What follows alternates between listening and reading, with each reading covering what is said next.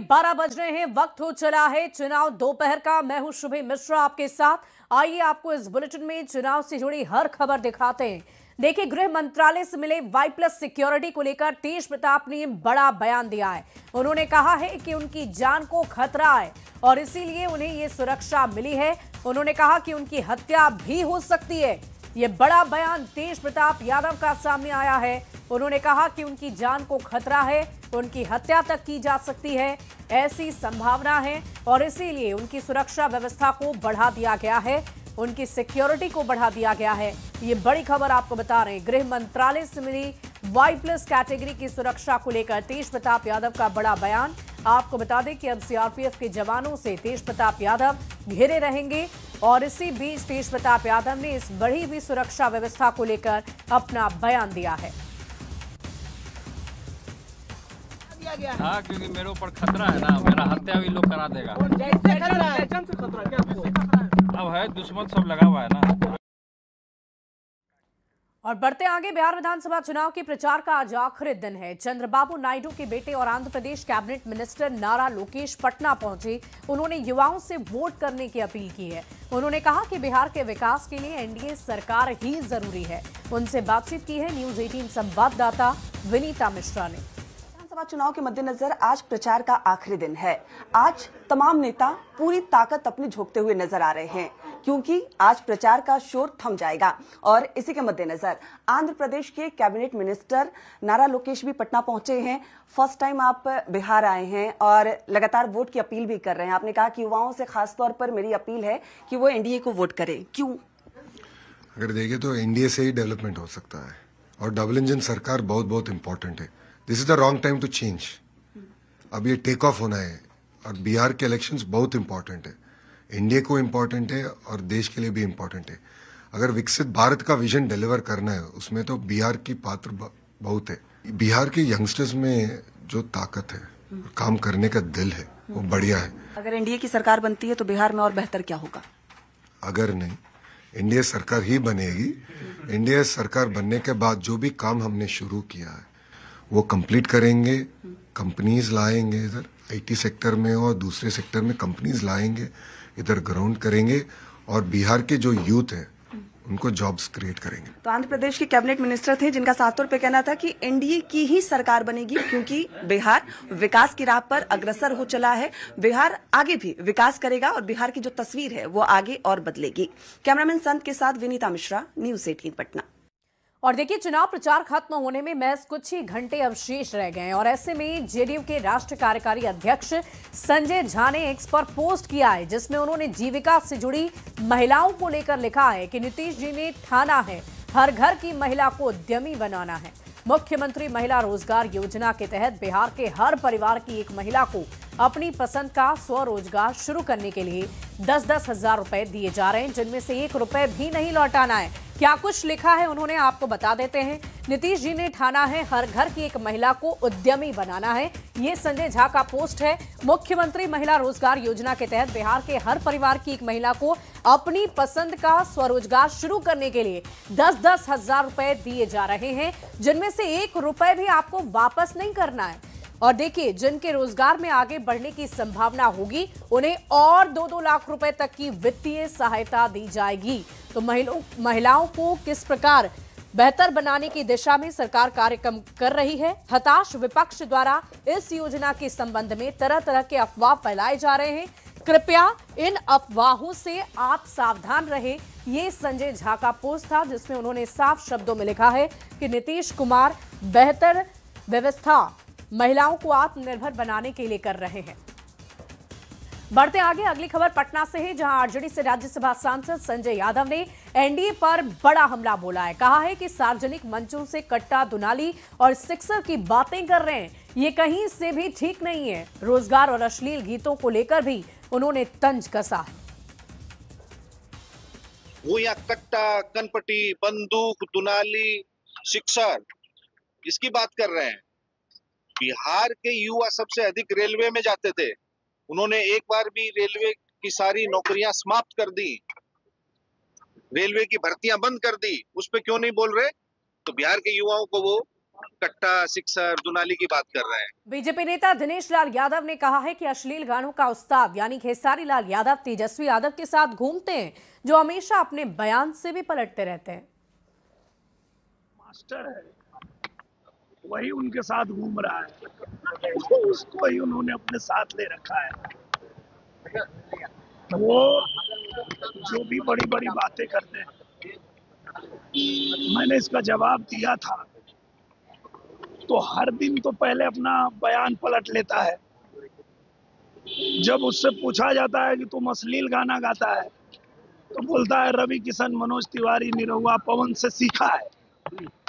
और जब उससे पूछा जाता है कि आपने इन लोगों को फॉलो किया, तो बोलता है नहीं, इन लोगों को काहे फॉलो करेंगे। आगे सासाराम में 11 नवंबर को मतदान को लेकर सियासी माहौल गर्म है। लोग चौक चौराहों पर बिजली, पानी, सड़क, शिक्षा और रोजगार जैसे मुद्दों पर चर्चा कर रहे हैं। कुछ लोग नीतीश कुमार को दोबारा देखना चाहते हैं, जबकि कुछ महागठबंधन के पक्ष में हैं। सामाजिक सुधार की बात उठ रही है तो जनता का मिजाज जानने के लिए न्यूज 18 की टीम ने वहां के लोगों से बातचीत की है। आप भी सुनिए। दूसरे चरण में मतदान है, 11 नवंबर को यहाँ वोटिंग होगी और मैं अभी हूँ नौहट्टा में, यानी चेनारी विधानसभा क्षेत्र के नौहट्टा प्रखंड का एक टीपा गांव है। एक समय यह गांव काफी पॉपुलर हुआ करता था और बताया जाता है कि ये गांव बहादुरों का गांव है। और यहाँ जब उग्रवाद प्रभावित इलाका था, उस समय भी यहाँ पर जो लोग हैं, यहाँ के बहादुर लोगों के कारण, डर के मारे उस समय भी उग्रवादी भी यहाँ नहीं आने से कांपते थे। आइए अब चुनाव का माहौल है, जानने की कोशिश करेंगे यहाँ के लोगों से। जी चाचा, क्या माहौल है चुनाव का? अच्छा है, अच्छा है। काम धाम हुआ है आपके गांव में? काम क्या हुआ? सड़क है, बिजली है, पानी सब है? हाँ, ये सब है। स्कूल है आपके गांव हाँ। में? मास्टर साहब आते हैं? आते हैं, आते हैं। हाँ। हम बोल रहे हैं कि इस गांव के लिए पानी जरूरी है। पानी नहीं है यहाँ पर सिंचाई के लिए। किसान लोग पानी बिना तरस रहते हैं। यही यहाँ के नीतीश तो हम लोग के राज्य में रखे हैं। हम पुरानका राज देखे हैं कि केस करने जाते थे तो राजद के टाइम में कोई मंत्री जाता तब जाके केस होता, विधायक जाता तब। लेकिन नीतीश जी आए तो हम लोग को सब कुछ हो गया। लोग जो हैं, कुछ लोग नीतीश कुमार जी को मुख्यमंत्री बनाना चाहते हैं, तो कुछ लोग महागठबंधन की बात कर रहे हैं। तो माहौल जो है पूरी तरह से यहाँ पर राजनीतिक है और देखना है कि जनता क्या फैसला लेती है। अजीत कुमार, न्यूज 18 सासाराम। अगली खबर मधुबनी से, जहां 11 नवंबर को मतदान है। वोटिंग को लेकर युवाओं में दिलचस्प माहौल देखा जा रहा है। वहीं इस बार युवाओं में रोजगार को लेकर काफी चर्चा है। न्यूज 18 ने युवाओं से खास बातचीत की है, आप भी सुनिए। क्या मुद्दा देख के वोट कर रहे हैं? हम लोग सिर्फ एक मुद्दा देख के वोट करेंगे, विकास। और हम लोग शिक्षित नेता को जो देखेंगे, जो एजुकेशन जिसमें बहुत ज़्यादा है, उनको वोट देंगे। और युवा जो होना चाहिए उनको वोट देंगे। हमारा जाति पे वोट होता है बिहार में, आप लोग कह रहे हैं? नहीं, शिक्षा देख के, कैंडिडेट को देख के, ये सब भी वोट होता है क्या? नहीं, पहले होता था, अब नहीं होगा। अब किस आधार पे वोट होता है? अब जो नेता शिक्षित हो और जो बिहार के बारे में सोचे। नहीं, अभी तो कोई कुछ बता नहीं सकते, बिकॉज अभी सब तो ऐसे ही है, एक ही जैसे है, तो फिर क्या बोल सकते हैं। अब कोई देखेंगे। बदला है? हाँ, पहले से तो बहुत बढ़िया है। हाँ, पहले से बढ़िया है। सर बेसिकली एक लड़की होने के नाते मैं सबसे पहले देखूंगी कि लड़की के लिए क्या सरकार कर रही है। बीइंग अ गर्ल, हम सबसे पहले ये देखेंगे कि लड़की के लिए क्या सरकार कर रही है, लड़की के लिए क्या योजना है। जबकि देखा गया है कि बिहार में लड़कियों को सबसे ज्यादा प्रेफरेंस दिया गया है अभी के समय में, लेकिन फिर भी देखा जाता है कि मतलब लड़कियों को निम्न स्तर का समझा जाता है। अब तक क्या कुछ विकास हुआ है आप लोगों के क्षेत्र में?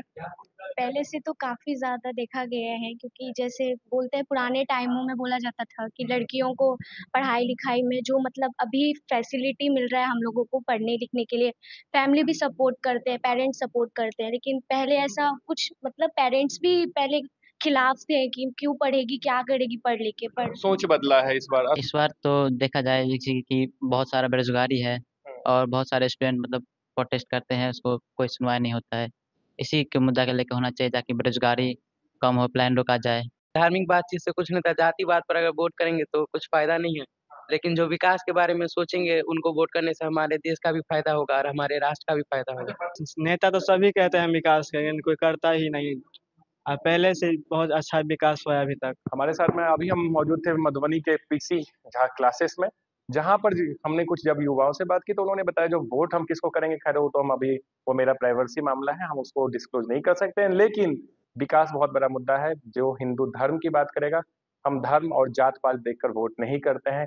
ये है नया अभियान और नए युगों का नया वीडियो सहयोगी राघव मिश्रा के साथ प्रशांत झा, न्यूज़ 18 मधुबनी।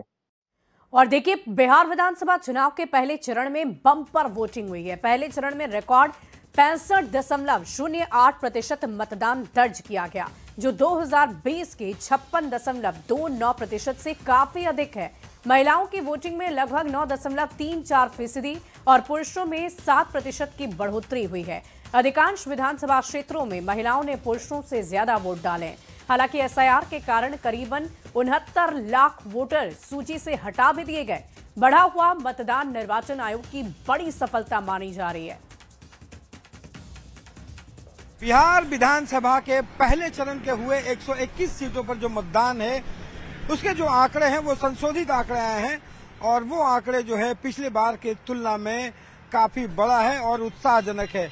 इस बार के जो आंकड़े आए हैं उसमें 65.08% जो है वो वोटिंग हुई है और ये सबसे जो खास तस्वीर जो है वो निकल करके सामने आई है। और सबसे खास बात ये है कि महिलाओं की जो भागीदारी है वो पहले की अपेक्षा काफी जो है उसमें बढ़ोतरी दिखाई पड़ रही है। अगर बात करें तो हर जगह पे लगभग महिला वोटर जो है वो 9.34% पिछले बार से बढ़ा है। वहीं पुरुष वोटर में भी बढ़ोतरी दिखी गई है और लगभग 7% जो है वो ज्यादा जो वोट है वो पुरुष के पड़े हैं। हर विधानसभा में अगर आप नजर डालेंगे, अगर पटना की बात करें तो कुम्हरार में लगभग 1 से 1.5% महिला जो है वो ज्यादा वोटिंग कर रही हैं। बांकीपुर में 39% अगर पुरुष हैं तो 41% महिलाएं हैं। अगर मीनापुर में कहें तो 73% अगर पुरुष है तो 77% जो है महिला है। तो हर जगह में महिलाओं की जो भागीदारी है वो काफी ज्यादा बड़ी है। हालांकि दोनों मिलाकर के लगभग 65.08% की जो मतदान है वो ऐतिहासिक और रिकॉर्ड माना जा रहा है और इसका मुख्य कारण बताया जा रहा है कि जो एसआईआर जो हुआ है और एसआईआर के बाद जिस तरीके से संशोधित वोटर ड्राफ्ट जो तैयार हुआ है और उसके बाद निर्वाचन आयोग के जो तैयारियां थी और वो उत्साह बढ़ाने वाला है और माना जा रहा है कि इसके जो आंकड़े हैं वो क्या नतीजे लाएंगे, इस पर राजनीतिक पंडितों का जो है वो लगातार समीक्षा और चर्चाएं जारी है। लेकिन इतना है कि लोग निकल करके बाहर आ रहे हैं और वोटिंग जो है वो काफी बेहतर संख्या में कर रहे हैं। उम्मीद की जा रही है कि दूसरे चरण का भी जो मतदान है इसी तरह से बम्पर वोटिंग के साथ होगा। कैमरा पर्सन धर्मवीर के साथ रविश नारायण, न्यूज़ 18 पटना। अगली खबर पूर्णिया से है, जहां धमदाहा विधानसभा सीट पर इस वक्त घमासान मचा हुआ है। जेडीयू के दिग्गज नेता लेशी सिंह ने सांसद पप्पू यादव और आरजेडी प्रत्याशी संतोष कुशवाहा पर बड़ा हमला बोला है। उन्होंने कहा कि पप्पू यादव अगर उन्हें छेड़ेंगे तो वो छोड़ेंगे नहीं। पप्पू यादव आरजेडी प्रत्याशी संतोष कुशवाहा के कंधे पर बंदूक रखकर ओछी राजनीति करते हैं। के भय से इस तरह हथकंडा अपना रहे हैं और भी हम कहेंगे जो आरजेडी के कैंडिडेट हैं और भी यहाँ के सांसद पप्पू यादव और भी आपके कंधे पर बंदूक रख के और भी कुछ करवा सकते हैं। सांसद पप्पू यादव जी हमें छेड़ेंगे तो फिर हम चुप भी नहीं रहेंगे। यदि वो छेड़ेंगे तो हम चुप भी रहने वाले नहीं हैं। रोहतास के करगहर विधानसभा क्षेत्र में 11 नवंबर को मतदान होने हैं, जिसको लेकर चुनाव प्रचार प्रसार के अंतिम दिन प्रत्याशियों ने पूरा जोर लगा दिया है। कांग्रेस के प्रत्याशी संतोष कुमार मिश्र भी अपने चुनाव प्रचार में निकले हैं। उनका कहना है कि जनता उन्हें दोबारा मौका देने जा रही है। ऐसे में उन्होंने लोगों से ये अपील कर दी है कि ज्यादा से ज्यादा बढ़ चढ़कर मतदान जरूर करें।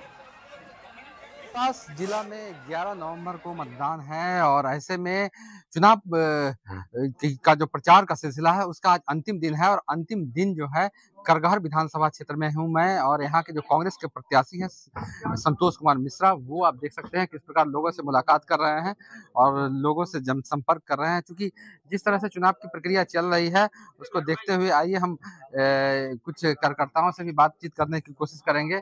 अब तो आज चुनाव प्रचार 5 बजे तक खत्म हो जाएगा, लेकिन फिर भी प्रत्याशी को एक छूट रहती है कि कल तक भी अपने डोर टू डोर कर सकता है प्रत्याशी।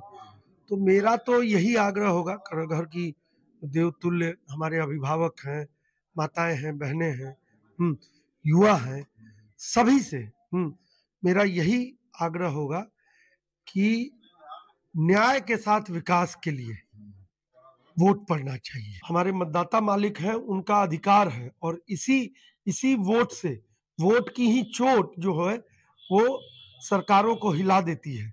तो जो भ्रष्ट सरकार है बिहार में 20 सालों से राज कर रही है और झूठा दिलासा देकर, झूठी बातें बतलाकर लोगों को गुमराह कर रही है, तो उसके लिए बम्पर वोटिंग करने की जरूरत है। लोग हर एक व्यक्ति अपने घर से निकलकर, सभी लोग, मेरा ये आग्रह होगा, ये आपका सबसे बड़ा मताधिकार जो है वो सबसे बड़ा अधिकार है।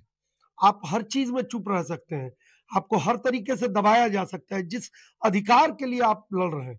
और कांग्रेस पार्टी और महागठबंधन तो घर घर लोगों को अधिकार पहुंचाना चाहती है।